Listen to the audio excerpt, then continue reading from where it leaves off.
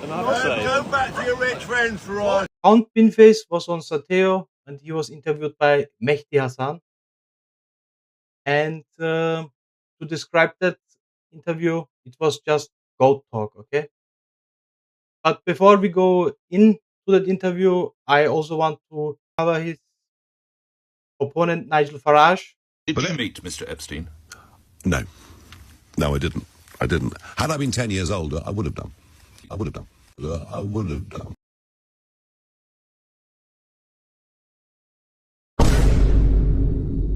My question is, was prompted that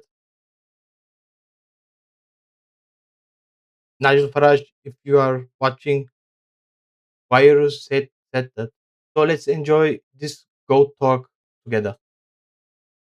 If I came down in my true form, I might freak you out, you humans, and especially snowflakes like you. I pledge to remove the hand dryer in the Crown and Treaty pub, Uxbridge. It's far too...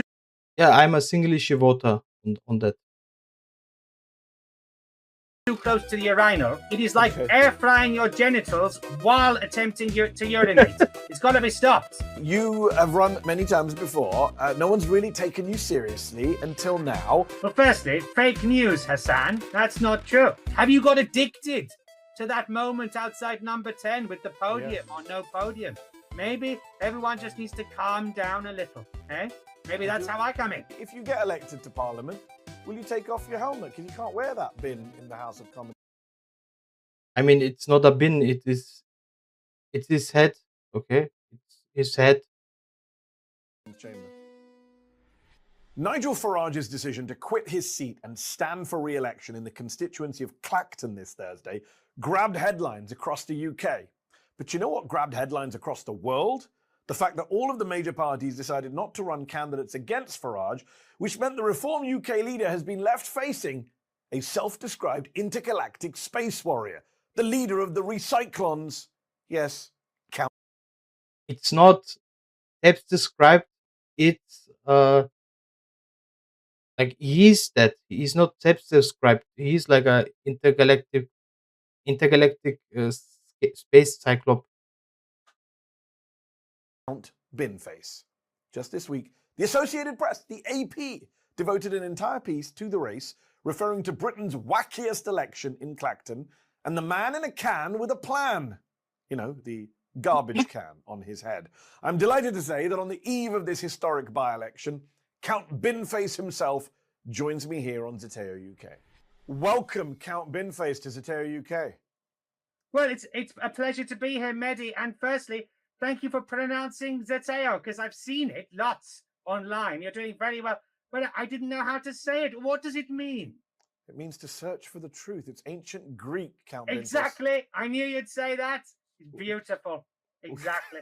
As you probably know, I'm partial to a lovely bit of Earth languages from the past. So, from the past, indeed. From the past, indeed. The only sad thing is that you're writing it in English script. Bit lazy. Your command of English is very strong. We're very impressed. Why are you running in Clacton to be a member of Parliament, Count Binface? Good question. I mean, running's putting it strongly, Mehdi. It's 38 degrees out there. Mehdi, take him please seriously. That's a serious politician. Like, he's not a joke like Nigel Farage. That's a very serious politician.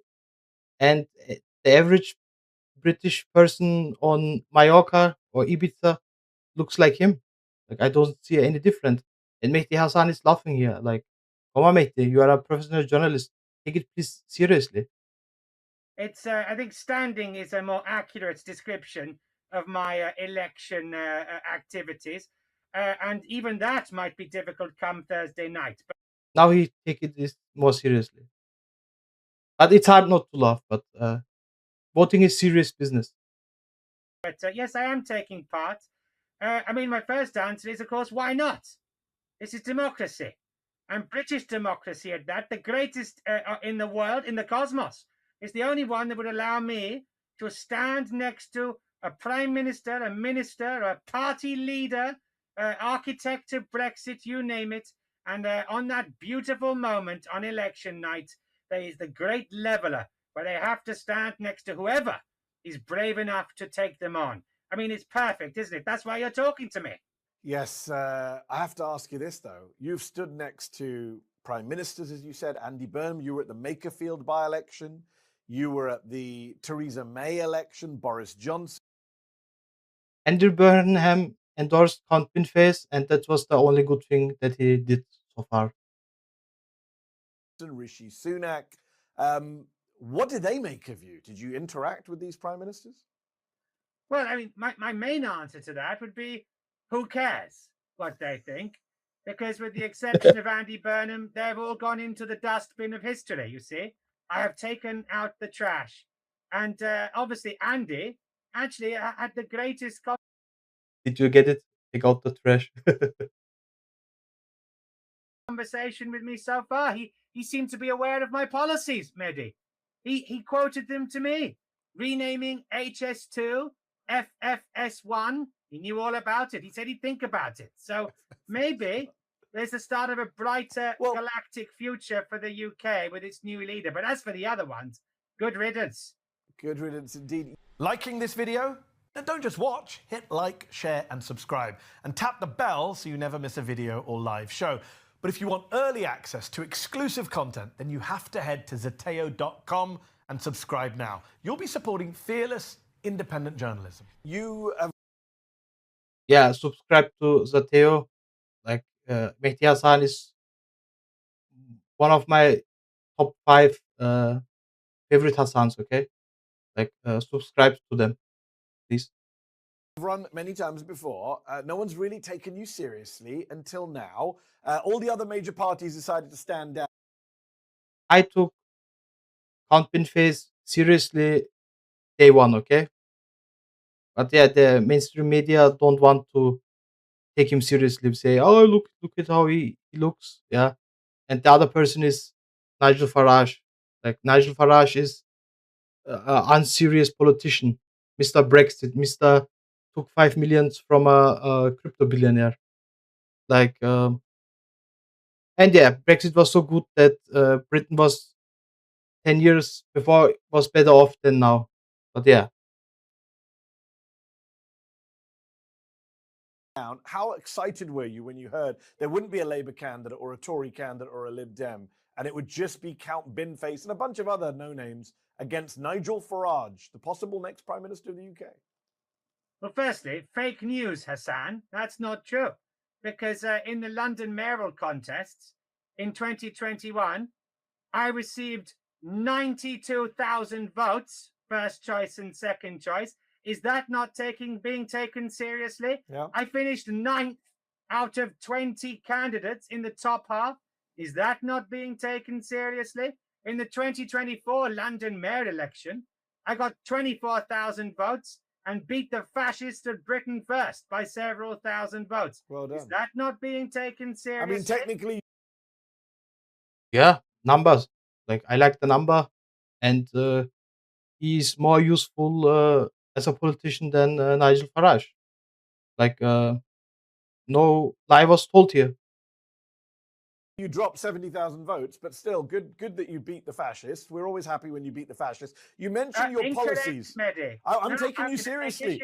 Count Binface. Done his research. No, in 2021, I received 24,775 first choice votes. Then the cheeky politicians changed the electoral system to first past the post. How many did I get? 24,000 again. So there is genuinely... Thank you for fact-checking me on the electoral system in London. Let's talk about your policies. You mentioned your... A politician and a journalist. Policies. You've got a bunch of policies. Some of them are some fun ones. You want bus fares capped at £1.99, and you want the 99 flake ice cream to cost no more than 99p. I haven't lived in the UK for 12 years. I grew up enjoying in the UK a good flake. Like, please do that, Mr. Binface, because I was last year in the UK and it was expensive. Everything was expensive. So please do that. And that's what I mean. Serious candidate.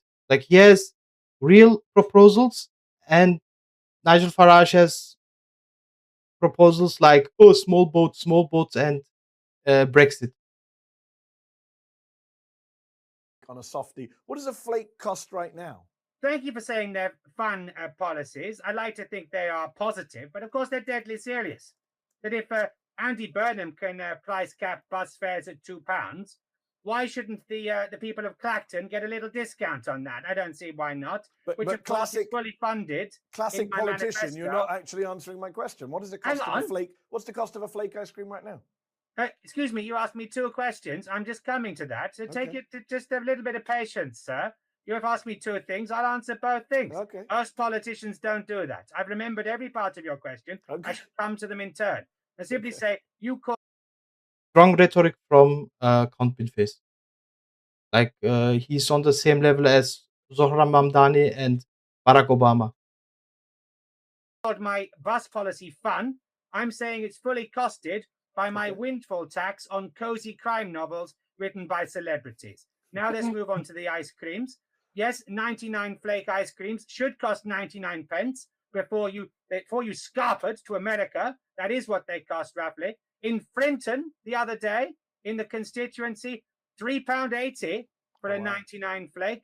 I've had figures quoted to me in the southeast of England, £4.50 for a 99. And yet nobody can tell me what is actually in a 99 flake, because it's not ice cream. I can tell you that for starters.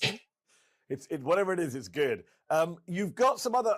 Well, this could be seen as a serious policy. You want to move the hand dryer in the gents' toilet at a restaurant to a more sensible position. Why? Well, this is a long-standing policy of mine, going right back to I think that this is best policy. my Boris Johnson election. I pledged to move the hand dryer in the Crown and Treaty pub Uxbridge to a more sensible position because it was dangerous. It's far too close to the urinal. And this has gone like wildfire, Mehdi. It's become a national and international. Mehdi, please take it seriously. You're a serious journalist. He wouldn't laugh if Nigel Farage was on. Okay? But he's laughing to Count Binface. Like, Count Binface is more serious than Nigel Farage. Issue. And humans have been sending me photos. And obviously, you've got to be careful when you take them, of other gents' toilets around the world with similar problems. And the Great Himalayas restaurant in Southport is a particularly prime offender. It is like air frying your genitals while attempting to urinate. It's got to be stopped. I'm sorry. All right. You actually do have serious policies about your opponent, Nigel Farage. You say, for example, one of your top 20 policies is MPs who resign mid-parliament to be barred from the resulting by-election. Sounds like that's aimed at Nigel Farage. MPs who change party mid-parliament to be forced to face a by-election. Sounds like that's aimed at all the people who joined Reform UK from the Tories. And number 15, I will not accept £5 million gifts from crypto billionaires on Earth. Again, sounds like Nigel Farage and the money he accepted from Christopher Harbone, which is now being investigated. Well, it's paused, but was being investigated by the Parliamentary Standards Authority. So seems like you're really going after your opponent, Nigel Farage, but you don't name him. Why don't you name him? Are you afraid of him? Well, it's interesting you say that, Mehdi. You say those policies are aimed at a certain individual. So you still won't say his name? I couldn't possibly comment. I would say they are uniform policies because any MP, like David Davis in 2008, who famously he ran called for a by-election, as you darn well know, over a matter of principle. He should have been barred from that election as well. So this is not just an ad hominem attack whatsoever. I would suggest that if any MP were to be given a £5 million donation by a crypto billionaire, that they should A, fill out the requisite form, and B, the public have a right to know what's going on. Yep. So this is a blanket policy, Mehdi. Okay. I cannot state that strongly enough. You mentioned David Davis. He famously caused a by-election in his own Not that seat. famous. Not that at the time. I was in the UK at the time. He was the Shadow Home Secretary. He ran for re-election in that seat. He ran unopposed, if memory serves me correctly. And Not correct. 26 candidates. Okay, when I say unopposed, with the greatest respect, Count Binface, I mean the major parties, not random space aliens. How dare you? But I just did. But Davis ran again, and he got I think his vote share went from about 46, 47%, if memory serves me correctly, to something like 70-something percent. Is that what Nigel Farage needs to do on Thursday to show that he's actually in command of his constituency? Does he really need to increase his vote share to show he's the dominant figure in British politics? Well, that's a good question. I would say that's for expert analysts like your good self to discern. For me, I would suggest that the very fact that the by-election has occurred is the weakness, the chink in the Reform UK armour. I mean, you may well have seen it reported. I cannot believe this is true, but I've seen it reported that people inside Reform UK thought that by calling this by-election, it would have actually stopped the future by-election, with clearly misunderstanding the rules, if that to be the case. Whereas, of course, the other parties have decided not to run, either because they're frit, I love that word, of old Binface, or because they think that this is a cunning stunt, I use those words advisedly, by Nigel Farage. So, in my opinion, whatever result Nigel gets on Thursday, the proof is in the fact that he made a false equivalence between a democratic mandate from Clacton and the results of a parliamentary inquiry into his financial affairs. I would say that's going to come out in the wash. I agree with you. It's the first time you've mentioned his name. What do you make of Nigel Farage? What's your view of him? Well, I mean, he was the MP for Clacton until recently. He has been the architect of Brexit. And I've been trying to analyze the pros. Yeah, we call him here Mr. Brexit, Mr. I take 5 million from a crypto billionaire, Mr. Brexit Giza. And the cons of Brexit in the 10 years since that referendum occurred in the United Kingdom. First, I analysed the cons of Brexit. That took me quite a long time. In fact, I'm still doing that. And then I decided to have a look at the pros. Yeah. None? None that I can see. There is a debate, Count Binface. If you know some pros from Brexit, please write it down below, because I don't know either any pros from Brexit. Let's talk about your identity. People say that your alter ego, John Harvey, a London liberal, ex-BBC, anti-Brexit comedian, is running in all these races against Tories and Reform because you're obsessed with Brexit and you want to make the right look bad. What do you say to them? Firstly, I would say that to break the fourth wall of a... Count Binface is not running against somebody, he's running for somebody, for good policies. Okay? Satirical character is a cardinal sin, no matter what side of the Atlantic. I'm going to ask you to break the wall. I'm asking you to comment on the critiques of your alter ego. I'm asking. Yes, exactly. Well, I don't know what you're talking about there. Okay. All I would say is that anybody who has any knowledge of human comedy writers would do well to know that just to have had any involvement with the BBC does not make them a BBC individual. They would probably quite like that because of the old coin that the DG gets and all the rest of it. But it doesn't quite work like that. And as for the establishment, who's the establishment? The lone wolf in a rather amateurish space armor from Sigma 9, or the gentleman who has been a member of the British Parliament, the member of the European Parliament, the central figure of British politics in the last 20 years, and is a member, reputedly, of the East India Gentlemen's Club, which to this day, I understand, does not admit women. Let me ask you this. You talked about your identity not wanting to break the fourth wall. Well, in your current identity, you used to be Lord Buckethead before you renamed yourself Count Binface. When you ran against Theresa May, you were Lord Buckethead. Why did you, for want of a better word, transition? If you read my history, which I'm sure you have, I'm sure this is... Don't naming him, please, Mehdi. It's just a rhetorical question, Mehdi. And just like I did with the old Zeteo at the start, you know as well as I do that in 2017, when I first came down to Earth, I thought if I came down in my true form, I might freak you out, you humans, and especially snowflakes like you. And so I thought I better adopt a disguise. And I've discovered that a baronetcy of Lord Buckethead had lain dormant for 25 years. I thought, I know, I'll go in disguise, incognito, and Yeah. that'll be a bit easier for you guys. It worked a treat until it turned out I had a little snafu on the planet copyright. So I respawned in my true guise, and I'm the first politician in history who's felt better after kicking the bucket. How about it? All right. And if you get elected, do you think you're going to pull off a Martin? Yeah, I didn't know the lore, and also a great answer from Count Binface. Bell or I don't know, Stephen Twigg against Michael Portillo on Thursday? Well, I mean, if I get elected, I will have done that. There's a paradox in your question there. Well, I think what you mean is, do you think I can achieve what Martin Bell or Stephen Twigg? Be careful on your syntax there, Mehdi. Thank you for helping me. Yes, I take your point. Well, of course, Stephen Twigg was a Labour member who was sort of swept in the 1997 landslide. Even I know that. So that's a poor comparison. Martin Bell, much more my kind of independent guy. Interesting suit. But he actually won, Count Binface. Can you? Well, that's what we're talking about. Of course he can win. Like what's a question? Like of course he can win. I think it's a rhetorical question, but of course he can win. I don't know. I mean, who knows? You know, democracy. It's a pretty crappy answer from a politician. You're supposed to say yes, of course I can win. I'm being honest, mate. That's what you can. All right.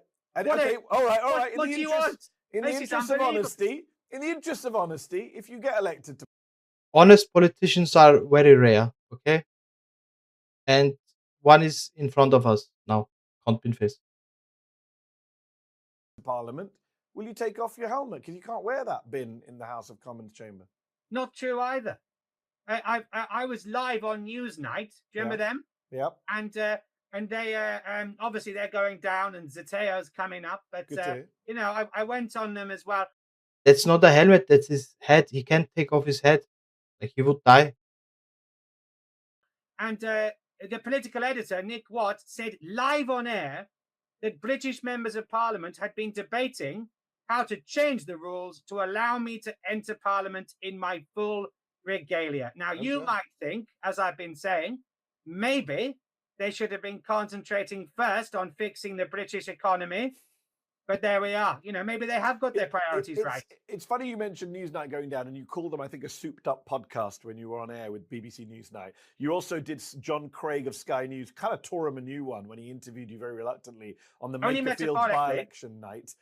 You also kind of mocked LBC. You asked them where Sangeeta Maisker is, who's now a Zateo contributor. Do you take a very dim view of the British media? Does Count Binface not a fan of the British mainstream media? You missed out that I told GB. The question is, who is a fan of of mainstream media? That's the question, okay? Well, who is not a fan of the media? Like the better question is, who is fan of the British mainstream media? I'm not. I'm only watching Zateo and Novara Media. News that they should comply with Ofcom rules at every opportunity. Serious point there. Do you appreciate that? I do. So what's your view of the British mainstream media? It sounds like it's not a very high one. But it waxes and wanes like your moon, Mehdi. You know, I'm very glad that you have a trenchant media. You know, I'm willing to talk to journalists. I've done quite a lot of national, international, and most importantly, local news. I think it's one of the great things that separates democracies from tyrannies, just like, of course, free and fair elections where anyone can stand. So it's very important that you guys ask the questions you ask, but you also get decent answers back, which mark your syntax and grammar accordingly. Last question. British democracy, what state is it in? Healthy? Unhealthy? Worried? Well, that's a very good question. We could talk all night about that. I would say I would also listen the whole night to Count Binface. The very fact that I can still do this is we can give that a tick on the old bill of health. There are many countries on your planet. You don't see Count Binface in China or Russia or North Korea, do you? So there's you guys are doing something right. I say you guys, I know you're in America, but you know what I mean. I'm still British, and we're on to tell UK. Exactly. So I think there's lots to celebrate, and I will say this. One of the reasons I haven't wanted to be ad hominem in this campaign is because whether you agree with Nigel Farage's politics or not, or indeed any of the other candidates, there are 34 human individuals, but 33 humans and me, who've been brave enough to put themselves forward and stand on that stage for an election, and that needs celebrating in itself. So that's good. I mean, as for the British parliamentary system in itself, well, 7 prime ministers in 10 years. I mean, you're changing. I'm a person who is interested in politics, but I couldn't name all prime ministers since David Cameron, Dodgy Dave. Like then they had mini Trump, like Boris Johnson, I think his name was, then Theresa May, Rishi Sunak. Too many. I can't remember them all. Them at a rate faster than Doctor Who can't be good. But maybe Andy Burnham is the guy for the hot seat for a while. All I would say is whoever's in charge, give them a chance and then judge them. I think everybody's a little bit. I don't think Andy Burnham will end this term. And that's not even a hot take, that's a cold take. What's your opinion about Andy Burnham? Let me know. Like football management, wouldn't you say, Mehdi? Yes. Maybe the media, they play their role in that. Have you got addicted to that moment outside number 10 with the podium or no podium? Maybe everyone just needs to calm down a little. Maybe that's how I come in. I do enjoy getting a thoughtful critique of the British media from a man with a bin on his head. I don't endorse candidates. Count Binface. Zateo doesn't endorse candidates. But I would say if I was in Clacton, I'd be very tempted to vote for the man who says, this is a very important one to me, number 8 on your list of policies, arcade grabber games to be made fairer so players actually have a chance to win. That has always pissed me off. That those stupid hook things are just, the whole thing is rigged. It's disgraceful, isn't it? Although I would say this, that you've chosen to land on that one rather than point 10 in this heat wave, that oil and gas companies should pay for solar panels for everyone, a policy that was brought to me by a human child named Jack, aged 10. How brilliant is that? The children, human children, have been sending me their ideas like they send Father Christmas their presents, and they want me to help them try and fix the world that your generation is, well, I won't say what I should be saying, screwing up. How about that? I think it's our generation, John. Count Binface, thank you so much for your time. I appreciate it. I appreciate being on with you, Mehdi, and may Zateo thrive and have the most wonderful future.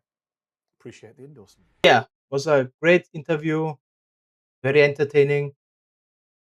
And now the choice is yours, Clacton. Do you want more Brexit and more donations from billionaires to politicians? Do you want a person who is serving the people? The choice is yours.